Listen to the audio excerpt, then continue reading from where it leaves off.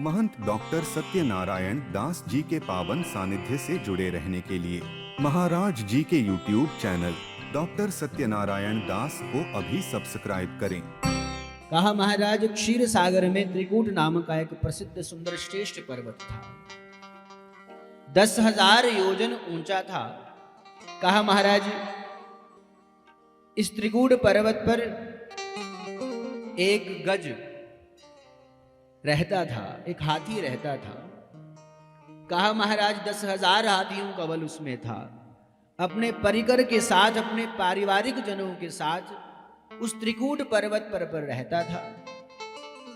उस त्रिकूट पर्वत पर एक सुंदर, बड़ा सुंदर सरोवर था।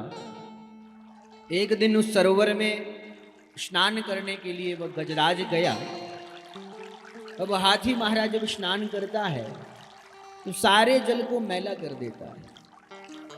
विविध प्रकार से जब जल क्रीड़ा करने लगा, उस जल को मैला करने लगा।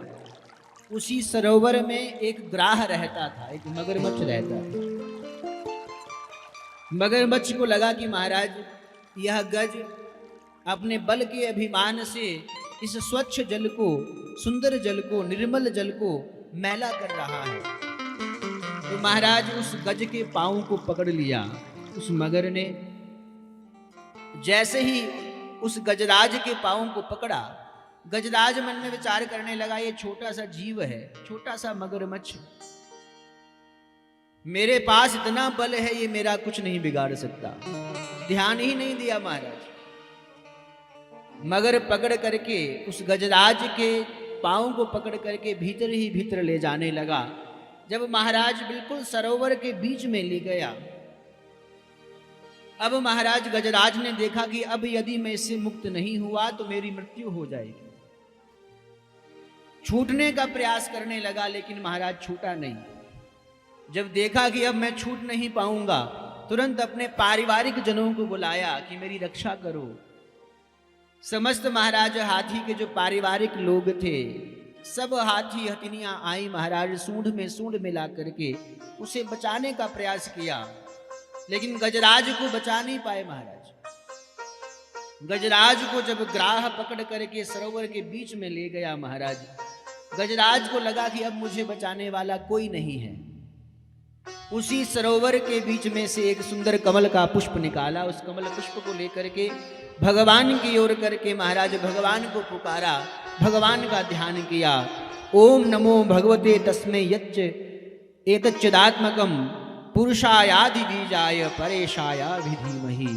जैसे ही भगवान का नाम पुकारा महाराज, भगवान तुरंत हरि रूप में प्रकट होकर के भगवान उस गजराज को बचाने के लिए आए। महाराज भगवान ने सुदर्शन चक्र के द्वारा पहले उस ग्राह को मुक्त किया, फिर गजराज को मुक्त किया।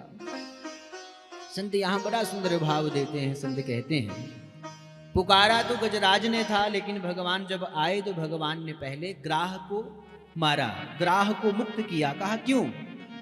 कहा भगवान कहते हैं मैं अपने जो दास हैं उन्हें तो मुक्त करता ही करता हूं, लेकिन जो दासानुदास हैं सबसे पहले उन्हें मुक्त करता हूं। गज और ग्राह के पूर्व जन्म की कथा को सुनाया। संत कहते हैं यह जो कथा है गज और ग्राह की, कहा यह हमारी कथा है। हम लोग भी ऐसे ही हैं।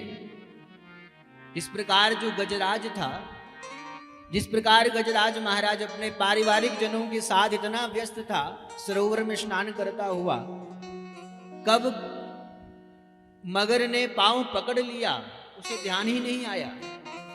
कहा हम सभी भी ऐसे ही हैं। अपने पारिवारिक जनों के साथ इस संसार में रहते हुए ऐसे व्यस्त हो जाते हैं, ऐसे मस्त हो जाते हैं, कब मृत्यु रूपी रोग आकर के हमारे पांव को पकड़ लेता है पता ही नहीं चलता महाराज।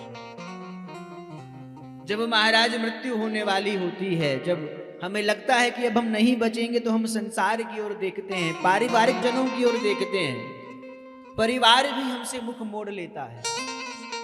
फिर जाकर के महाराज हम भगवान को पुकारते हैं। का ये हमारी ही कथा है। गजग्राह के पूर्व जन्म की कथा को सुनाया सुखदेव जी महाराज ने।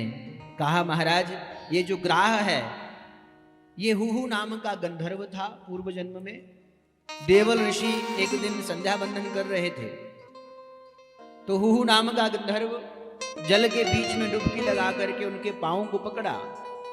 देवल ऋषि भयभीत हुए, भाग करके बाहर आए। हुहु नाम का गंधर्व हंसने लगा कि मैंने आपको डरा दिया। महात्मा जी ने श्राप दिया, जाओ तुम ग्राह बन जाओ, मगरमच्छ बन जाओ। इसी प्रकार पांव पकड़ते रहना, इसी प्रकार पांव पकड़ते पकड़ते तुम्हारा उद्धार हो जाएगा।